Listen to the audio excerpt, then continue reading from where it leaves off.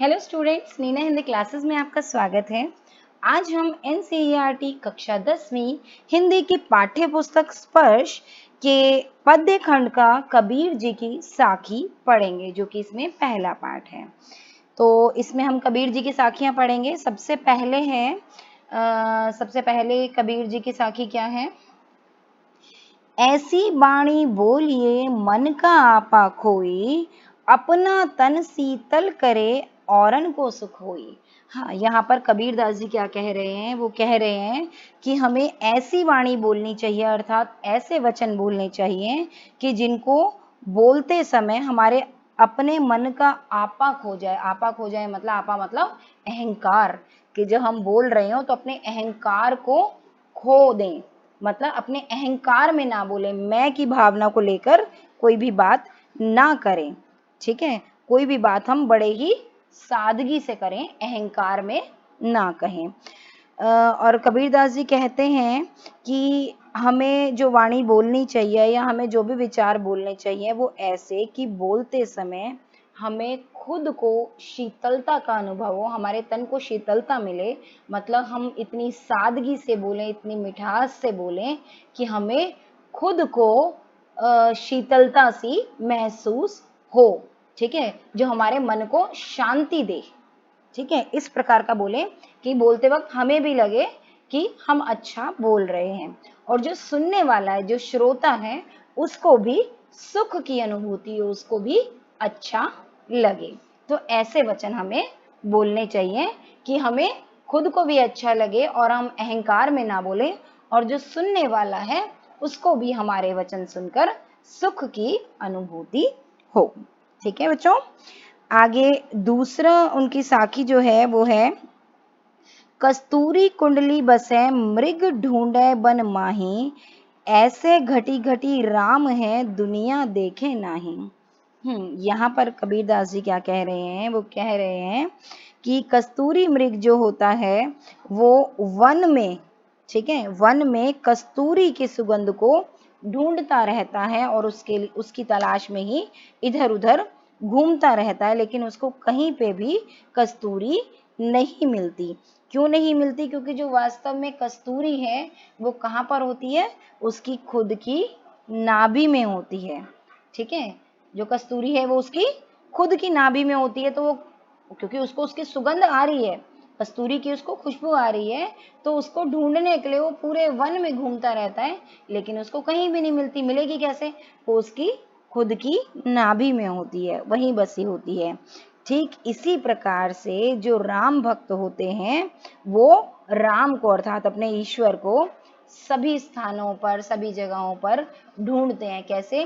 पूजा के स्थानों पर, धार्मिक पुस्तकों में, पूजा पाठ में, भजन कीर्तन में, इन सब में ढूंढते रहते हैं कि शायद कुछ भी करने से उनको ईश्वर की प्राप्ति हो जाए।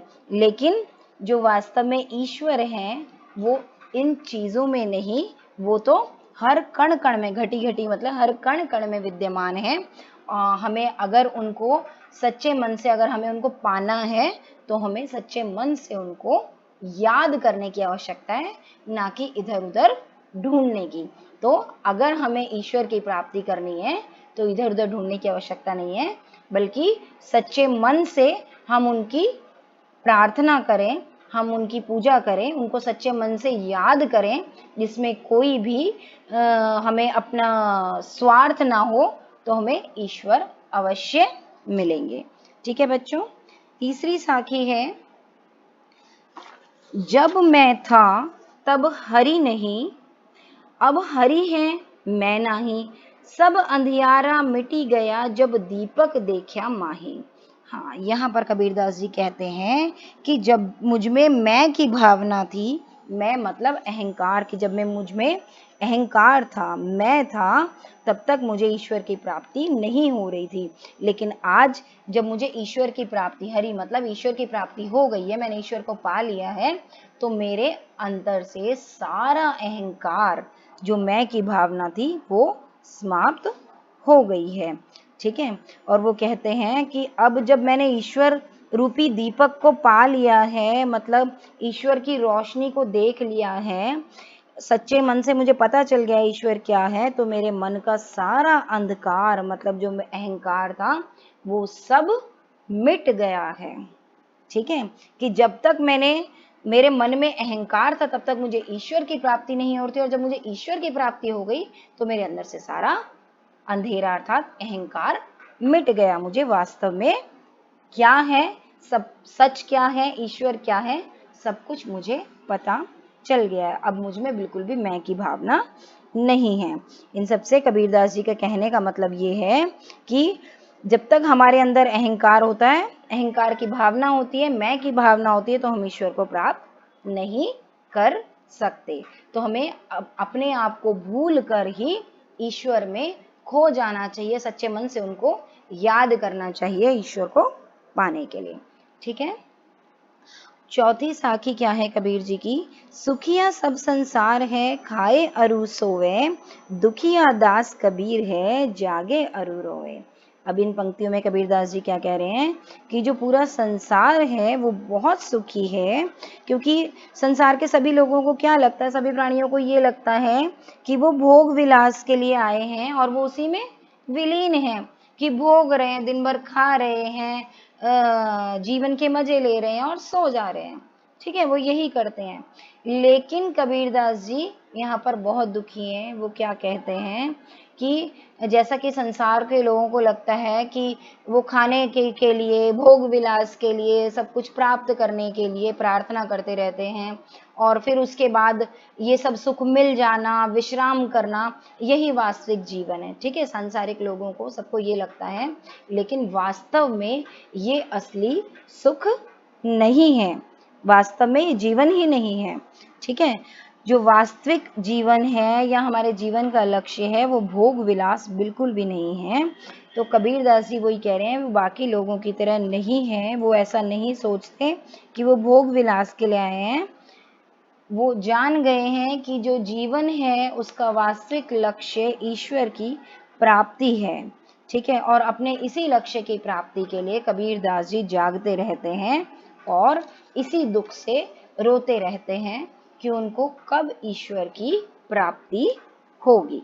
ठीक है बच्चों, आगे पांचवें साखी क्या है कबीर जी की? विरह भुवंगम तन बसे, मंत्र न लागे कोई, राम वियोगी ना जिवे, जिवे तो बोरा होई। यहाँ पर कबीर जी क्या कह रहे हैं कि विरह, विरह का मतलब क्या है? बिछड़न। ठीक है, जुदाई कि यहाँ पर वो कह रहे हैं कि जिसे अपने प्रिय से, कि जो भी प्रिय हो उससे जब विछड़न होता है, उससे जुदाई होती है, उसमें किसी से विछड़न का जिस प्रकार का दुख होता है, कि अपने किसी भी प्रिय के विछड़न का जो दुख होता है वो किस प्रकार का होता है, कि जैसे कि शरीर पर सांप लौट गए हों। ठीक है, और यदि किसी के शरीर पर सांप लौट गए हों तो उसकी पीड़ा जो है वो बहुत ही भयानक होती है, और उसमें जितने मर्जी मंत्र जाप कर लो वो पीड़ा कम नहीं होती बिल्कुल भी।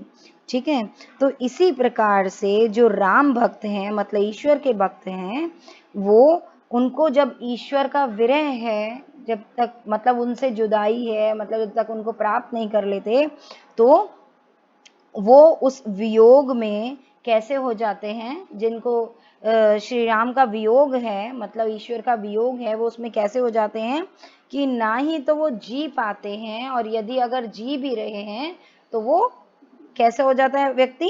बौरा सा, पागल सा। तो कोई भी हो जो जिसको ईश्वर की प्राप्ति करनी है और ईश्वर का वियोग है, तो उसके वियोग में वो या तो जी नहीं पाता व्यक्ति, और जीता है तो पागल सा हो जाता है।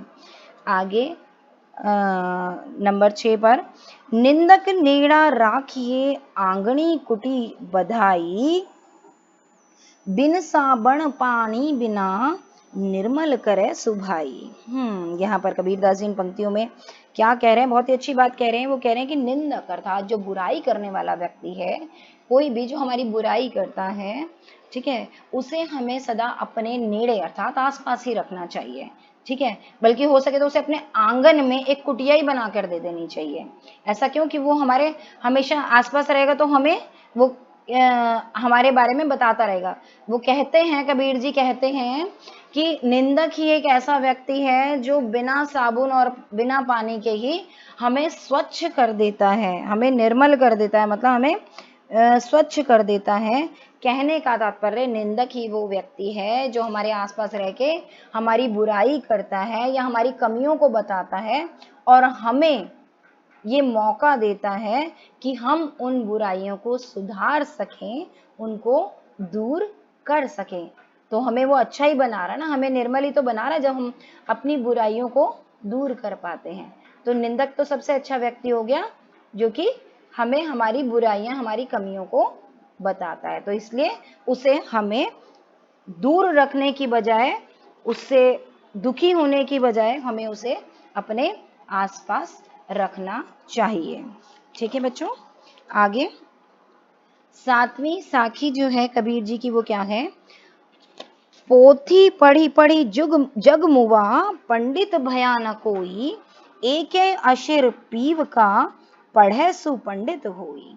हाँ, यहाँ पर कबीर जी क्या कह रहे हैं कि पोथी, पोथी का मतलब क्या है यहाँ पर? पुस्तकें, कि पुस्तकें पढ़ पढ़ कर तो संसार मर गया, जग मतलब संसार, मुआ मतलब मर गया, खत्म हो गया, कि लोग पोथियां मतलब किताबें पढ़ पढ़ कर, मतलब बहुत सारे लोगों ने जन्म लिया, किताबें पढ़े और फिर दुनिया से चले गए, ऐसे पीढ़ियां बीतती गई।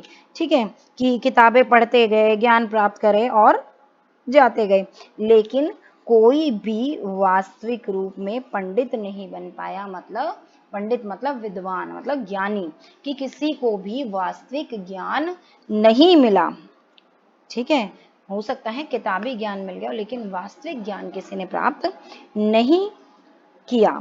लेकिन जिसने एक भी, अशिर का मतलब है यहाँ पे अक्षर, पीव मतलब प्रिय, कि जिसने एक भी अक्षर अपने प्रिय के का जान लिया, मतलब जिसने जरा सा भी, प्रिय कौन है यहाँ पर? ईश्वर की, जिसने जरा सा भी ज्ञान ईश्वर के बारे में प्राप्त कर लिया, वही वास्तविक रूप में पंडित हो गया। मतलब जिसने असल में ईश्वर के महत्व को जान लिया, वही असली पंडित या ज्ञानी है, उसी ने मानो सच्चा ज्ञान प्राप्त कर लिया। ठीक है बच्चों, आगे 8वीं साखी हम पढ़ेंगे कबीर जी की। इसमें वे क्या कह रहे हैं? हम घर जाल्या आपना, लिया मुराड़ा हाथी, अब घर जालो तास का, जे चले हमारे साथी।